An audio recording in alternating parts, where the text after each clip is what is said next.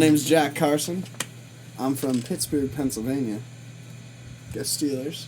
Just moved down here from Philly not too long ago. Love it here in Texas. Think I might stay. You're fresh in Austin. You've been here for 6 months, Yeah, 6 months.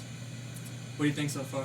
I Compared love to it. the East Coast. Bro, I love it. Shit's nice out here. People are nice. Weather's nice so far. Got that little snowstorm to make me feel, welcome and at home. So that was cute. I love it, man. This whole state's great. The city's great. People are great, man. Music's great. Was the music scene everything that you thought it would be when you first moved here? Well, I moved here to play the blues. It turns out everyone's just a DJ, but aside from that, no, it's unbelievable. It's so much live music just all around. The difference that I realized a couple years ago living in, because I was doing music in Philly after I graduated school up there. And Philly has all the talent, and there's all these bands that come from there, like the Districts came from there, the Roots come from there, Hall Notes came from there. And it's got all the talent in the world, and you could live your whole life in Philadelphia and never know there's a music scene. Because it's a sports town. It's just not what it's about. And there's really only a couple places in the U.S., or really probably even the world, where everyone in the city knows it's a music city. And when you take out New York and L.A., because who really wants to live in New York or L.A., it's Nashville and Austin. And I like live music more than I like, the industry of music, so I thought I'd come on down to Austin. I want to thank y'all for having me, too, Thanks for coming by. The show and the city, I feel welcome here. That's the other thing. Yeah, exactly. Cheers. The city's welcoming. It's exactly what I think it should be. First scene, everyone's welcoming. People help you, but it's not like uncomfortably kind where you're like, what's everyone's motive? Everyone's just friendly in like a real way, and it's not over the top to where it feels fake. I feel like everyone I've met here is a pretty genuine person, and that's cool. Yeah. You were just up in Nashville, right, recording? Yeah, I just went up. I have a bunch of buddies who live up in...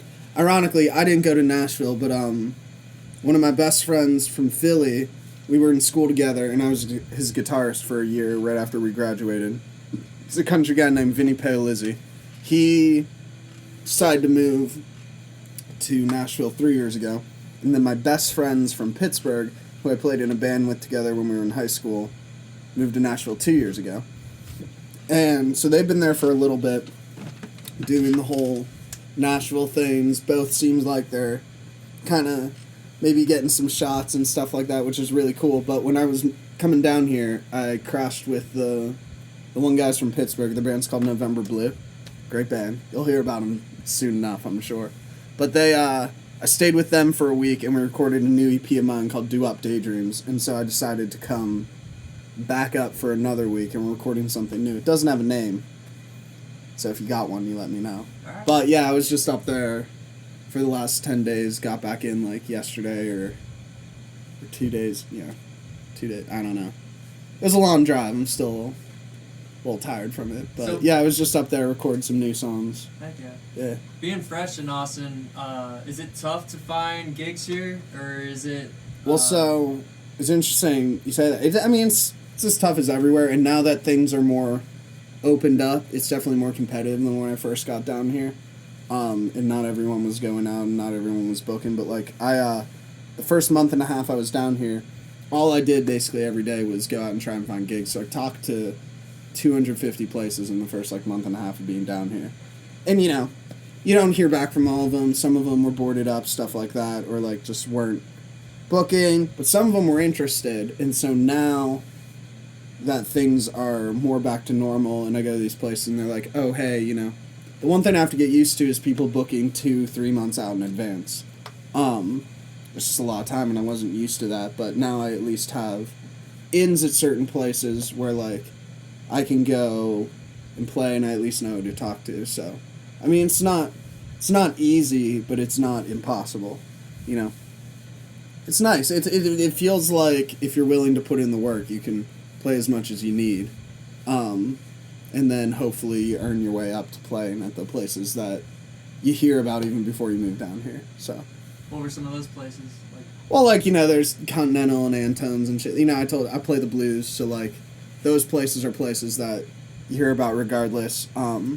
I've done some sit-ins at, like, Broken Spoke, which is, like, you know, everyone knows that spot, too. You know, I moved down and found my way to, like, Sagebrush, which was just a really cool place, and I ended up playing at Hole in the Wall a couple times, which was dope, because that's, like, you know, where a lot of those people who I really like start off, and it's just neat, like, you know, two of my favorite people, even before I moved down here, were Gary Clark and Shaky Graves.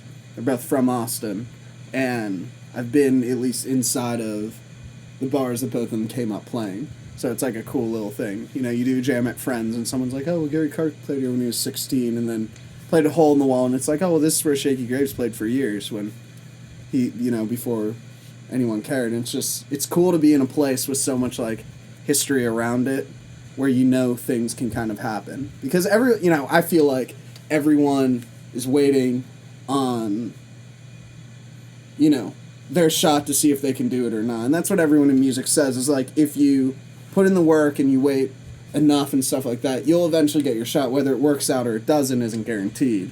But it's nice to be in a place where you feel like you don't have to wait for, like, one random person to see you.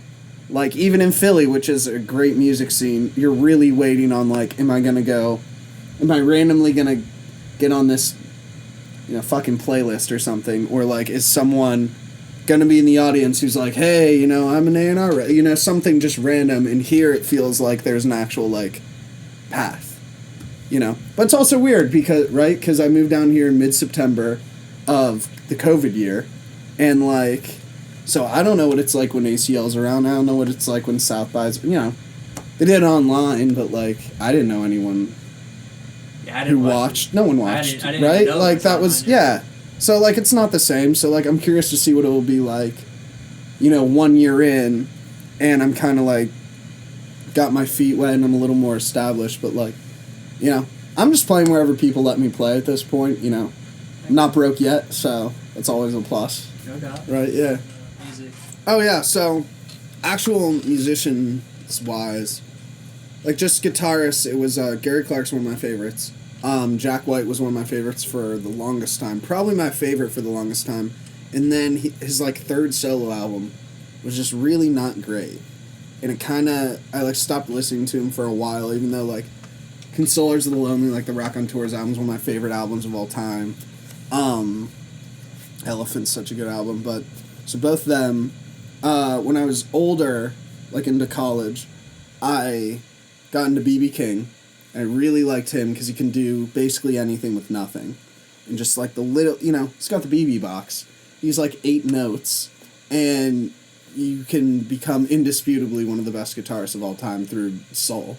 That's what I like about the blues. It's the easiest, like, musical genre, but it's impossible to master. And that's why you can do this same musical thing for 100 years, and it can still be interesting to people who understand it. And then I hated John Mayer for the longest time. I thought he was such a douche, and in high school, I was a rhythm guitarist in a band, and they wanted to play Gravity, and I'm like, bro, do I really have to sit here and do, like, 2 chords for, like, 9 minutes? While the other kid just rips over it, and he was so good. Like, so, there was nothing against that, but I hate him for so long, and then I finally, like, listened to Where the Light Is, and John Mayer's, like, one of my all-time favorite guitarists. He's just so good, and I get now that he's, like, funny, and, like, he's great. There's so many great people. There's a guy named Rainwolf who I like a lot. I said Shaky Graves is one of my biggest influences as far as, like, performing goes, like, with this little tambourine. One of the early guys I found was named Rainwolf, who I think was out of Seattle, and he does a similar thing. But he does a really distorted, heavy, kind of, like, solo thing. It's very cool. And then songwriting-wise, I always liked more melodic type. Like, I always liked 90s, kind of like one-hit wonder, like pop, radio rock type. Like, I'm not ashamed to say it, I love Third Eye Blind. I think they're awesome. You know, you think they suck, you go write, like, 5 number 1 hits in 3 years, and we'll see how easy it is. You know, that shit's catchy as hell. Yeah, I always liked that with the melodies. I loved a band called Against Me and Gaslight Anthem. You know Against Me? Bro, I fucking love Against Me. Or the lead singer. Oh, shit, yeah. Naples, yeah. Yeah, I knew that, actually. He mentions it a lot. Yeah, or she. Yeah, she knows.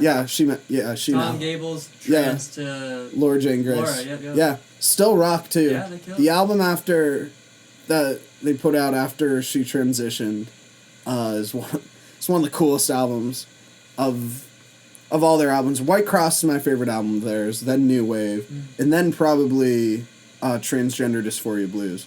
It's a great album. Gaslight Anthem I loved a lot too. The kind of like, it's emo-esque in its like lyrics and its genre, but not musically, because I never liked that pop punk emo type thing. But I really liked being able to listen to something and just feel it like right in your soul. And I think that's why I got into blues when I was older. But so those bands were big influences. Ryan Adams was a big influence because I'm kind of a douche, so like, you know, it fits perfect. But the dude can write a hell of a song. He might have made 0 friends along the way, but like, you know. He's awesome. Yeah, dude, he's awesome. You write, what is it? Oh my God, whatever, etc. That song's just flawless. Like, I it's saw so him good. in concert Oh yeah? at the Cedar Park Center. I've never heard shit. of this guy. Like You've never heard of Ryan Adams? 5 I don't years think ago, so. summer of '69. Oh, that's No, that's crazy. Bryan Adams. Oh shit! Oh, no. Dude, the classic mistake. No, dude, Bryan Adams is okay, I like... thought you said. No, Ryan Adams. Okay. I get why you were laughing. Well, I thought you were laughing because I called Ryan Adams a douche, and his reputation is that he's just, you know, He's good. not a nice guy. He's really good. He's good. Well, Bryan Adams is good, too, in his own way. No, I was talking about Ryan Adams. I went immediately to the scene where he like picked out this middle-aged lady in the crowd and had the spotlight guy pick her out, That's hilarious. and then he delivered a rose to her in his mouth. Oh, my God. And he said, "Dude, That's so funny. No, but I was like- I could do that move. That sounds fun. I could pull that off, he was probably. fucking good. Yeah. His drummer Well, was badass. speaking of middle-aged ladies, I also really got into Springsteen when I was older. And that's kind of that, like, East Coast sound that I like a lot. The boss. Yeah, the boss. Fuck yeah, man. No, I like that shit a lot. I don't know. It's, you know, it's hard to say. And then, you know, musically, my biggest influences of all time is probably my dad. Because I was telling you guys a little bit before, he's always had such a modern, cool taste in music. So, like, I grew up, and he would always make all these mix CDs for his car. So I grew up thinking everyone my age knew, like, early Wilco in bands like Ambulance LTD, which is like just a random like one album band, and that's actually how I knew Black Angels, which are huge down in Austin, but not a lot of other places. But I've known them since I was like 4th grade, because my dad fucking listened to them and all this stuff. And then one of the biggest things he did was he took me and my friends to go see School of Rock when I was 10, and then we immediately started a band, and I think since then I've just always wanted to be in a band. And that was the movie that me and my siblings would watch in the car, in that, like, you know, the car DVD player. You know, not to brag. Our car DVD player. But, you know, you put it up and you put the disc in, and you never want to change it. So I've probably seen School of Rock 60 times or something like that. Wow, man. It's the best movie. Has there been a concert experience that is memorable to you? Yeah, there's a lot of them. Like one that sticks out there, like, I'm going to be on stage someday. Yeah. It was probably... Well, so there's always a couple, right? So one of them that's kind of subconscious that I don't remember as much was... So my first concert was NSYNC when I was like 8. And then my first real concert was... My dad took me to the Pittsburgh Arts Festival. I was probably like 12 or 13 or something. And... They always have free bands play, but the headliner is always someone you knew. So one year it was Edward Sharpe, the Magnetic Zeros. One year it was Jeff Tweedy, like the guy from Wilco. One year was the Black Keys, right before they got big. But the first year I ever went was the Los Lonely Boys. And my dad didn't love them, but I loved that. But I loved that song, Heaven. I mean, that shit's a jam. Y'all know, you're Texas boy, you know that. Yeah. That song probably played 10,000 times when it came out down here, but like... That. Yeah, but that song fucks, man, and I, you know, I think that subconsciously in my mind was like, look at that, you can do that with 3 people right there. Like, I'm going to play the blues, even before I liked it, but it's one of those things where I can just picture them on stage doing it. And I think one of the first moments so it's tough seeing music sometimes when you're an artist because you watch it and you're like, I want to be doing that. And I think one of the first times that I had that thought was... I saw Band of Horses in high school, and it was great. I love Band of Horses. They're one of my favorite bands, but I remember watching them and being like, I think I'd rather be playing. Like, I think that'd be cool. And then, when I was in college, me and my friends went and saw a band called Surfer Blood, who, I don't know if y'all know them. If you don't, their first album called Astro Coast is one of the best albums I've listened to. They're just cool. I don't know how you describe them. It's like, there's 10,000 subgenres. It's kind of like, it's not quite punk. It's probably like post-punk, alt, indie rock, something. It's cool. Just trust me, it's cool. Surfer Blood. But we saw them on a stage called the TLA in Philly, and we were probably like one of like 50 people in the audience or something. And they were a great band. And I remember looking around, and we were kind of up front, and I was like, I could probably do this. Like, I could probably play on this stage for like this many people. And that was one of the moments that kind of crystallized it. Years later, I ended up being able to play at the TLA, which was awesome. But I don't know if it's one specific moment where I've thought, I'm going to do this, but it has been a growing thing as I've gotten older, where the more shows I go and see, the more I have that thought where I'm like, that's what I need. It's a tough road unless you really want to get to that point where you're the one on stage. And it'd be tough trying to be, a performing musician and like a working musician if you didn't love performing. So I think every show since a certain point has just further solidified me wanting to like do this. And then this was my first nice guitar. It's a Fender Telecaster. It's Highway 1 series. And an ex-roommate of mine painted it for me. And I just told her she could do whatever. She asked if I liked the stained glass look. I liked it a lot. And then she went all trippy there, and then she made me an elephant. Yeah, I like it. That's how I fool people into thinking I'm good. I got the cool guitar, I got the hat now. So, it's a whole little thing. But it's the only setup I really like. And then I'm playing this Morgan Monroe, which I got at a used guitar store in Philly called DePinto. Shout out to DePinto. Really shout out to DePinto, because the only other electric I play is a custom one from there. And it sounds like every Fender guitar put into one. It's really great. It's really great, and it's really, really, really versatile for recording. So a lot of my recordings will feature it. Not this last one. That'll feature just the Telly, but yeah. And the only pedal I use when I play is a Spark pedal. It's just it's this big. It's a little, which is average. But it's just one knob, one button, easy, just a little overdrive. Because I found a tone I like, and I'm like, all right, I got the tone. That's step one. Got the look. That's step two. So why mess with that? There's only 2 steps, I bet, is what I thought. So here I am, with those 2. Well, it depends on the song, right? Unfortunately, like every other fucking boring guy, most of the blues is about relationships. But I think that's kind of what makes it beautiful, right? Because it doesn't matter, like, what not to be all, like, douchey and philosophical, but it doesn't matter if you're, like, white or black or rich or poor, like, heartache hurts all the same. But it actually does, and that's the reason why that stuff kind of resonates, right? Is, you get your heart broken, it doesn't matter what's going on around you, that shit does hurt all the same. So that's a lot of it. I've tried to write some other... It's tough to write about other things, just because, a part of you, or part of me, I keep saying you like everyone can relate, but, but this is about me. No, but it's one of those things where I like to have the idea, like, oh, I'm going to write some, like, grandiose thing. I'm going to talk about, like, God and society and all that stuff, and then you sit down to write a song, and it's so hard to not make that sound just, like, so douchey. Right. And so pretentious and so lame. Honestly, it's really hard. I'm a very spiritual and religious. I was raised Catholic, and I always say that I'm more religious than I am Catholic, and I'm more spiritual than I am religious. But that being said, I am religious and I am Catholic. So I've always...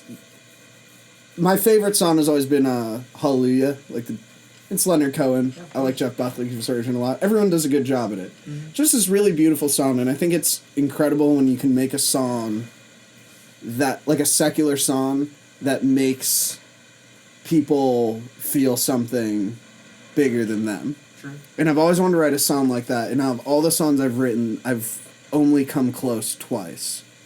And I set out with that goal a lot. So it's really hard to write. I've always found, this is a long answer to your question, I found it's hard for me to write songs specifically about something I want to write about.